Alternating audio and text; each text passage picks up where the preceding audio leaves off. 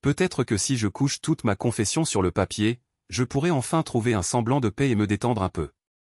Ton nom est Élise. Ce week-end, Aurore et moi étions censés fêter notre 53e anniversaire de mariage. Au lieu de cela, je me retrouve seul, tourmenté par un déferlement de souvenirs épouvantables qui refusent de me laisser tranquille. Il n'y a tout simplement aucune excuse à mes actes. Heureusement, la culpabilité et la honte écrasante m'ont poussé à me ressaisir il y a près de 50 ans, me ramenant du bord du gouffre. Pourtant, pourquoi n'ai-je pas tout avoué à l'époque? Don venait d'une ville d'un autre état. Nos chemins se sont croisés lorsqu'il est venu ici pour une réunion professionnelle avec l'entreprise. Nous avons partagé plusieurs dîners et, pour nous deux, ce fut presque un coup de foudre. 6 mois plus tard, Don a tout organisé et a été muté au bureau local. Environ 3 mois après son arrivée, nous nous sommes fiancés, et 4 mois après cela, nous nous sommes mariés. La complication est survenue le jour de notre mariage. Nous avons célébré l'événement avec un mariage et une réception somptueux, du moins, c'est ce que je croyais. Jusqu'à la fin de la réception. Cliff était le témoin de Don, et c'est là que les problèmes ont commencé. Cliff et moi étions camarades de classe depuis qu'il avait déménagé dans notre ville en 5e année. Au lycée, nous avons commencé à sortir ensemble et sommes devenus un couple reconnu. Le soir de notre fête de remise des diplômes, nous nous sommes éclipsés, et c'est là que j'ai perdu ma virginité. Nous avons tous les deux suivi la même université et nous sommes inscrits au même programme d'ingénierie, passant beaucoup de temps ensemble. Je n'ai fréquenté pratiquement aucun autre homme pendant cette période, alors qu'il sortait avec diverses filles. Cliff était un amant exceptionnel, et j'attendais toujours avec impatience d'être au lit avec lui. Nous étions des amants hors pair. Cependant, au cours du 2e semestre de sa dernière année d'études, nous avons pris conscience que le mariage n'était pas fait pour nous. Il n'y avait pas de véritable conflit entre nous, mais nous avions l'impression de dériver vers des conceptions différentes de ce que nous voulions dans la vie. Après avoir obtenu son diplôme, il s'est engagé dans l'armée. Tout au long de la dernière année et demie d'études, j'ai fréquenté plus d'hommes que je ne l'avais fait au cours des 6 années précédentes, pendant sa première permission. À son retour à la maison, nous avons tous deux reconnu que nous n'étions pas faits l'un pour l'autre. Nous avons convenu de rester amis et avons partagé une dernière nuit d'intimité lors de la dernière nuit de sa permission. Et en effet, nous avons continué notre amitié et partagions occasionnellement des moments d'intimité physique.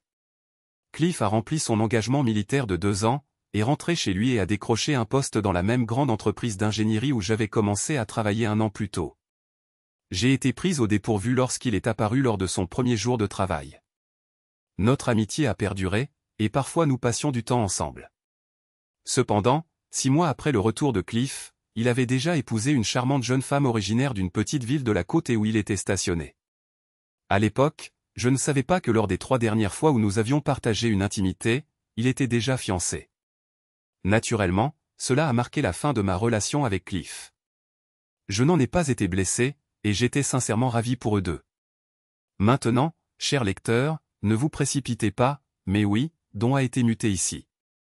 Il a assisté à cette réunion d'affaires quelques mois seulement après le mariage de Cliff. Il s'est avéré que Don et Cliff avaient déjà collaboré sur un projet et ont rapidement renoué leur amitié. Alors que les choses devenaient sérieuses entre Don et moi, Cliff n'a jamais mentionné notre relation passée. Il était donc tout à fait logique que Don choisisse Cliff comme témoin. Revenons maintenant au mariage. C'était une grande occasion, car j'étais une membre relativement prestigieuse et de longue date de la communauté. La cérémonie était pittoresque et la réception était sophistiquée. J'étais aussi heureuse qu'on puisse l'être, jusqu'à ce qu'un groupe de collègues nous sépare et insiste pour trinquer avec des boissons, nous enivrant. Ils ont réussi avec Don et ont essayé de faire de même avec moi. Mais je n'étais pas intéressé, c'était ma nuit de noces, et j'avais des projets bien plus importants que l'ivresse. À minuit, mes parents et la majorité des invités plus âgés, ceux de plus de 40 ans, étaient partis. Les plus jeunes participants étaient profondément absorbés par une beuverie de champagne. Une chose que mes parents avaient eu l'intelligence d'organiser était de réserver des chambres d'hôtel pour toute la jeune foule. La plupart d'entre eux ne parvenaient pas à localiser leur voiture, et encore moins à la conduire. À un moment donné, j'ai décidé que j'avais atteint ma limite et je suis parti à la recherche de Don. Je l'ai découvert affalé sur une chaise, complètement hors de contrôle. Cela m'a donné envie de fondre en larmes. Je n'avais aucune idée de ce que je devais faire ensuite. Au moment même où mon découragement atteignait son apogée, j'ai senti une main sur mon coude. En me retournant, j'ai vu Cliff debout. Il était évident qu'il n'avait pas participé aux festivités arrosées. Sa femme, Jerry, n'avait pas pu venir. Elle attendait un heureux événement. Avec environ un mois restant, elle ne s'était pas sentie bien et avait décidé de rester avec sa mère jusqu'à la naissance. Une fois son enfant arrivé, Cliff avait l'intention de prendre un congé et de voyager vers l'Est pour la rejoindre. Il m'a demandé si j'avais besoin d'aide pour ramener Don dans notre chambre, ce que j'ai accepté avec empressement. Ensemble, nous avons transporté Don dans la chambre et l'avons installé dans le lit. Quand nous avons eu fini, je me suis vraiment apitoyé sur mon sort, une nuit de noces et un mari complètement ivre. Ça te dirait de descendre au bar prendre un café? Bien sûr, j'adorerais, mais je suis encore en robe de mariée. Il se fait tard, il n'y aura pas grand monde et personne ne fera attention. Allons-y, insista-t-il. Je me suis dit qu'une tasse de café serait préférable à rester assise dans une chambre avec un mari inconscient, robe ou pas robe. Accablé par mon propre apitoiement, j'ai pris mon sac à main et nous nous sommes dirigés vers l'ascenseur et le bar. Nous avons savouré notre café en bavardant. Cliff m'a raconté les détails de la situation de Jerry. Bien que la conversation ait été un peu embarrassante, elle n'avait pas vraiment d'importance. Il a répété à plusieurs reprises combien il était difficile pour elle de voyager à ce stade et combien elle lui manquait. Le bon côté des choses, c'est qu'il la rejoindrait le week-end suivant. Après cela, il ne lui restait plus qu'environ 3 semaines avant la date prévue de l'accouchement. Nous avons terminé notre café et sommes remontés. Il m'a raccompagné jusqu'à ma chambre et m'a dit combien il avait apprécié notre moment ensemble. En disant cela, il m'a attiré plus près et nous nous sommes embrassés. Rapidement, le baiser est devenu plus qu'un simple geste de bonne nuit. Je me suis rendu compte que j'étais pressé contre lui, sa main me serrant fermement contre lui. Je l'ai doucement repoussé et me suis préparé à entrer dans la chambre. J'ai hésité avant de rentrer dans la suite et, juste avant de glisser la carte clé dans la serrure, je me suis tourné vers lui et lui ai avoué qu'il était un homme bien. Sans trop réfléchir, j'ai lancé, en plaisantant, si le témoin était censé s'occuper des mariés jusqu'à leur départ. À cette question, un léger sourire a effleuré le visage de Cliff. Bien que je n'ai pas été sous l'influence de l'alcool, je ressentais toujours une euphorie joyeuse.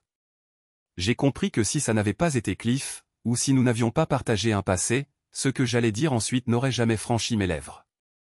J'ai avoué que la mariée avait besoin d'aide et j'ai fait remarquer, je ne pense pas qu'il soit juste qu'une mariée ne sente pas son mari en elle la nuit de ses noces.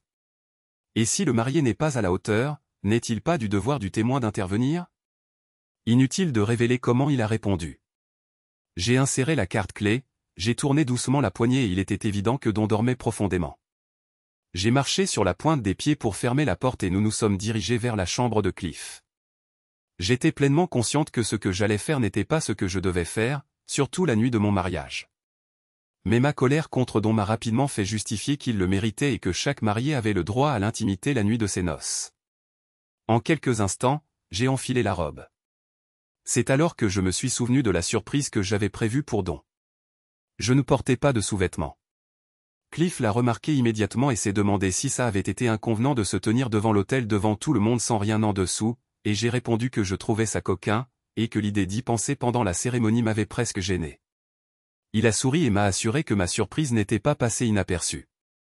Puis il m'a doucement poussé sur le lit. Il y avait une sensation réconfortante, agréable et familière à être avec Cliff, et il n'avait rien perdu de son expertise pour assurer mon épanouissement total. Le seul inconvénient était qu'il utilisait une protection. Il ne voulait pas que j'aie à expliquer pourquoi ses empreintes étaient là où elles ne devaient pas être. À cet instant, j'ai regretté que nous n'ayons pas trouvé une plus grande compatibilité. Il possédait tant de qualités admirables, mais un mariage entre nous aurait été voué à l'échec. Nous étions un duo éblouissant lors des soirées et extraordinaires au lit, mais c'était là toute l'étendue de notre relation. Néanmoins, son retour vers moi a été incroyablement satisfaisant. Nous nous sommes engagés une deuxième fois. Cette fois, je l'ai convaincu de renoncer à la protection. En conséquence, lorsque le moment est arrivé, j'ai placé une serviette sur ma poitrine et l'ai laissé jouir dessus. À ce moment-là, toute trace d'intoxication avait disparu et je me suis reposé paisiblement dans ses bras. Durant les 2 dernières heures, Dawn avait complètement disparu de mon esprit. Mon corps était à Cliff. Mais alors, la réalité m'a frappé comme un cri assourdissant. J'ai jeté un coup d'œil à l'horloge. Il était presque 5 heures du matin. J'ai sauté du lit, j'ai jeté rapidement un peignoir et je me suis précipité vers ma chambre. Une vague de soulagement m'a envahi quand j'ai ouvert la porte et que j'ai vu Dawn dans le même état où nous l'avions laissé.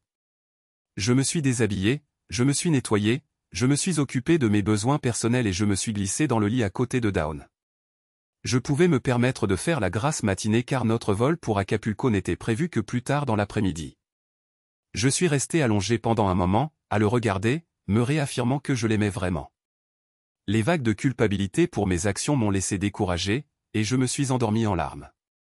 Je me suis réveillé à la sensation d'une main qui me caressait tendrement, tandis que la lumière du soleil filtrait à travers une étroite ouverture dans les rideaux. Il ne m'a fallu qu'un instant pour comprendre que Dawn était derrière moi et me caressait doucement. Je me suis étiré et commencé à me tourner vers lui. « Bonjour, Madame Rapp, ma belle épouse, dit-il. Je suis tellement désolé de m'être évanoui hier soir. Je me ferai pardonner quand et comme tu le souhaiteras. Je suis désolé. J'aurais dû être plus forte. » J'étais stupéfaite de constater qu'au lieu d'afficher des symptômes évidents de gueule de bois, Dawn semblait reposé, plein d'énergie et désireux de commencer la journée. Bien plus tard, j'ai découvert qu'il avait une très faible tolérance à l'alcool. Il perdait généralement conscience bien avant d'être vraiment ivre, ce qui fait qu'il souffrait rarement de gueule de bois. J'ai haleté en me rappelant ce qui s'était passé. Pourtant, je me suis vite ressaisi et lui ai dit que je l'aimais, en lui promettant que nous réparerions tout pendant notre lune de miel. Par la suite, j'ai rapidement changé de sujet en parlant des bagages, du petit déjeuner et du départ pour l'aéroport. Je luttais contre l'aveu accablant que, quelques heures seulement après la cérémonie de mariage, j'avais déjà trahi mes vœux. Contenir le flot de larmes était tout ce que je pouvais faire. Au moment même où je croyais maîtriser mes émotions, les pensées de Cliff ont refait surface. Les larmes ont commencé à couler et, immédiatement, Dawn était à mes côtés. Empressé de comprendre ce qui me troublait, j'ai menti, en disant que j'étais simplement submergé de joie. Nous avons passé une lune de miel splendide, et de nombreuses heures ensemble au lit. À notre retour, Cliff nous a informé que Jerry allait bien, mais que le bébé nécessiterait une césarienne. Elle était prévue pour la semaine après jeudi, et Cliff devait s'envoler vers l'est mardi soir. Vendredi soir, Cliff a appelé et m'a demandé si je pouvais l'aider le lendemain à décorer la maison pour Jerry et le bébé. Ce matin-là, Dawn avait un match de tennis, alors j'ai accepté de l'aider. Je ne sais pas pourquoi je l'ai fait, mais au lieu de mettre de vieux vêtements de travail, j'ai opté pour un short moulant très court et un débardeur. À ce stade, je dois révéler que Cliff et moi n'étions pas amoureux. Et nous ne l'avions jamais été. Nous étions amants. Enfin, ce n'était que le début.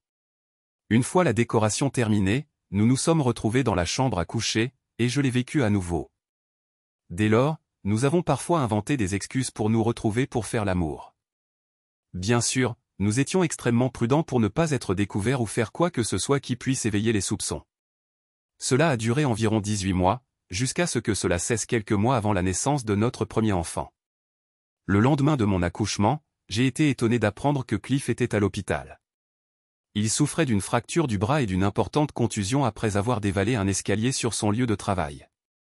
J'ai essayé de lui rendre visite, mais il était profondément sédaté, ce qui m'a empêché de beaucoup lui parler. Quelques jours plus tard, j'ai fait une autre visite. À mon arrivée, Jerry était sur le point de partir. Elle m'a informé qu'il devait sortir cet après-midi-là, bien qu'elle pense qu'il apprécierait toujours de me voir. En m'approchant de la porte, il m'a fait signe d'entrer et de la fermer derrière moi. Il a commencé à parler, notant que nous étions tous les deux devenus parents en général maintenant. Le fond de ses remarques était qu'il avait beaucoup réfléchi à la situation pendant son séjour à l'hôpital. Nous avions été infidèles à nos conjoints respectifs pendant un certain temps, et bien que nous ayons été extrêmement prudents, il craignait qu'un jour, notre chance ne tourne. Aucun de nous ne voulait mettre nos mariages en péril, et il pensait que le moment était venu de mettre fin à tout cela. Ces paroles ont résonné comme une gifle. Bien que nos rencontres aient été peu fréquentes, être avec lui m'apportait toujours une joie immense. J'avais hâte d'assister à ces rencontres sporadiques, mais en écoutant et en y réfléchissant, j'ai dû reconnaître qu'il avait raison. Je l'ai tendrement embrassé sur la joue avant de partir. À mi-chemin de la maison environ, l'évidence m'a frappé. J'ai dû me garer sur le parking d'un centre commercial. J'ai été presque submergé par un assaut de larmes incontrôlables. Ce que j'avais fait était impardonnable. Pourquoi avais-je attendu que Cliff reconnaisse notre erreur et y mette fin? Comment avais-je pu être si insouciante et négligente envers mon merveilleux mari? J'ai dû m'interroger, qu'est-ce qui avait mal tourné pour que je laisse les choses s'envenimer à ce point? Il n'y avait pas de réponse facile à mes réflexions. Mais une fois que je me suis ressaisi, j'ai fait un vœu. Dawn serait à jamais ma priorité en pensée et en action, et rien de tel ne se reproduirait plus jamais. Ainsi se termina notre relation, et je n'ai plus jamais fauté par la suite. Je suis persuadé que Cliff non plus. Lors de certaines réunions, nous pouvions échanger un regard prolongé ou une frôlement enjoué, mais qui n'en fait pas? Bien sûr, je n'ai pas eu le courage d'avouer à Dawn ou de lui demander pardon pour ma faute. J'ai simplement choisi de faire ce qui était juste, et je l'ai fait depuis. Dawn est décédé hier à l'âge de 81 ans. Ces derniers mots ont été les plus déchirants que j'ai jamais entendus. D'une voix faible, il a demandé « Pourquoi ne m'as-tu jamais parlé de ta liaison avec Cliff ?» Un instant plus tard, il s'en est allé. J'étais anéanti. J'ai quitté l'hôpital en larmes. Je suis sûr que beaucoup ont supposé que mes pleurs étaient uniquement dus au chagrin naturel lié à la perte de mon mari, ce qui était le cas. Pourtant, les larmes les plus amères provenaient de la conscience qu'il avait, d'une manière ou d'une autre, été au courant. Il avait porté cette connaissance pendant toutes ces années, et je n'avais jamais été entièrement franche avec lui. Aujourd'hui, notre avocat m'a remis une lettre. Elle me tourmentera jusqu'à la fin de mes jours. La lettre est datée de 15 jours après la naissance de notre fils.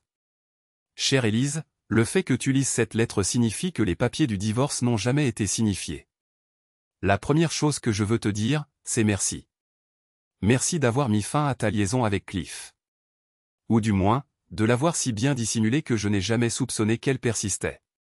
Ta liaison a éclaté juste avant que tu ne conçoives notre premier enfant, David. J'étais dans un restaurant, pas un de ceux que je fréquente habituellement, avec des clients. J'ai entendu une histoire crue venant de la cabine à côté de nous. Cet homme se vantait d'avoir eu des relations sexuelles avec une mariée le soir de son mariage, alors que son mari était inconscient. En fait, il affirmait l'avoir fait 2 fois. À un moment donné, je l'ai entendu dire qu'il connaissait très bien la mariée et le marié, car il avait été le témoin.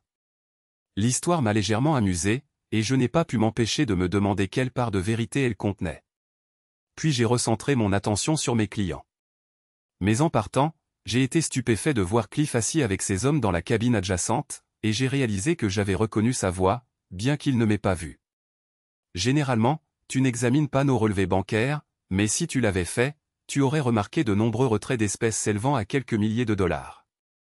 Les fonds étaient destinés à un détective privé. Il a réussi à vous repérer avec Cliff environ 2 semaines plus tard, puis une fois de plus environ 6 ou 7 semaines après cela. À l'époque, je supposais qu'à mesure que ta grossesse avançait, vous aviez cessé de vous rencontrer. L'avocat se débarrassera des photographies avant de te remettre cette lettre.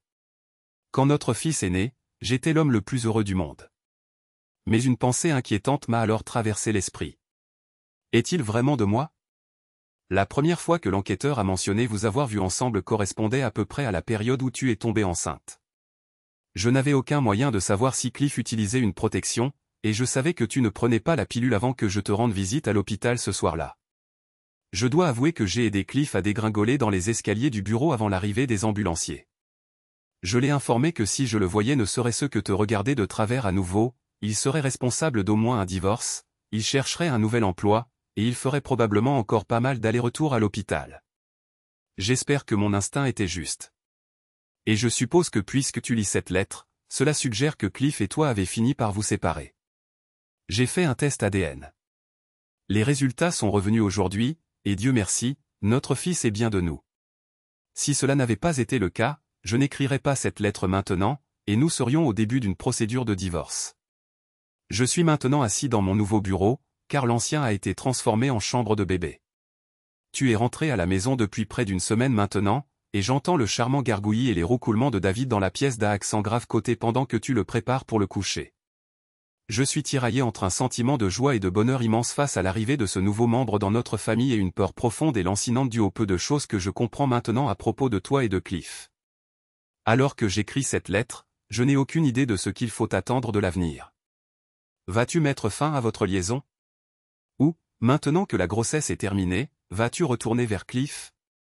Bien sûr, je ne peux pas déterminer combien de temps s'écoulera avant que tu ne lises cette lettre.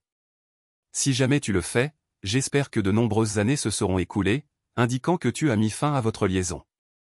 L'inconnu est un spectre terriblement obsédant à supporter. Et combien de temps je devrais l'endurer reste l'une des plus grandes incertitudes de toutes. Il est extraordinairement difficile d'affronter la vérité et de naviguer dans la vie sans savoir si l'on peut faire confiance à son partenaire. Maintenant, chaque soir, je vais me coucher en priant pour que ce cauchemar se dissipe. Et je redoute pratiquement de me réveiller le lendemain, craignant d'apprendre des nouvelles qui pourraient conduire au divorce. Le résultat le plus magnifique que l'on puisse concevoir en ce moment est que tu viennes vers moi, que nous puissions nous dire la vérité et que nous trouvions un moyen de panser cette blessure. Si tu ressens sincèrement des regrets, je te pardonnerai parce que je t'aime. Cependant, je ne m'attends pas vraiment à ce que cela se produise. Et de toute évidence, cela ne s'est pas produit, car si c'était le cas, j'aurais détruit cette lettre. Je regrette que tu lises ceci après mon décès. J'aurais tellement aimé que tu me dises pourquoi tu es l'amour de ma vie. Ton mari inconnu, et j'espère qu'il a connu de nombreuses années de bonheur. Les funérailles sont demain. Depuis que j'ai lu cette lettre, je crois que je n'ai pas cessé de pleurer. Un bref rayon de soleil a percé la nuit dernière quand Cliff et Jerry m'ont appelé pour m'annoncer qu'ils étaient en ville. Ça serait formidable de les revoir. Ils ont déménagé à Hawaï pour leur retraite il y a 15 ans, et ce sera l'une des rares fois que je les verrai depuis qu'ils sont partis. Ils étaient venus à la maison après les funérailles. À un moment donné, je me suis aventuré dans la cuisine pour préparer des boissons fraîches. Cliff s'est excusé auprès de Jerry et m'a suivi, me proposant son aide. Il était extrêmement anxieux et mal à l'aise, et juste au moment où j'allais emporter les boissons, il s'est approché de moi, m'a aidé à poser le plateau, et a dit d'un ton craintif, « Jerry m'a demandé de vérifier si tu avais bien reçu une lettre de don récemment, une lettre écrite il y a de nombreuses années. » Heureusement que j'avais déjà posé le plateau, sinon je l'aurais sûrement laissé tomber. Mon Dieu! Comment pouvait-elle être au courant? J'ai vu le stress et l'appréhension se peindre sur le visage de Cliff. Quoi? Qu'y a-t-il dans cette lettre, Élise? Je n'avais pas réalisé que Jerry s'était approché de la porte. Tout est sous contrôle, Alice. Toutes ces histoires sont de l'histoire ancienne. Si tu montres à Cliff la lettre de don, je peux te garantir que la lettre que je lui ai écrite sera détruite. Merci d'être venu. Et si vous êtes de ceux qui observent en silence, un simple like peut aider à mettre de nouvelles histoires en lumière.